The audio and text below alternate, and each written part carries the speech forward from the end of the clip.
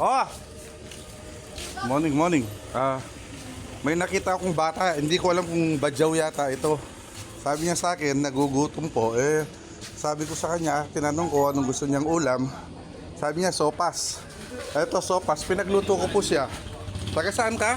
Badyaw ka ba? O ano? Taga-bundok po. Taga bundok. Oh, ayan ha. Oh, tumingin ka muna. Oh, sabihin mo muna. Thank you. Oh, thank you, thank you. Oh. Follow niyo po siya. Okay, kuha ka ng lalagyan. Palitan mo, baka hindi mo na isuble. Mahirap na.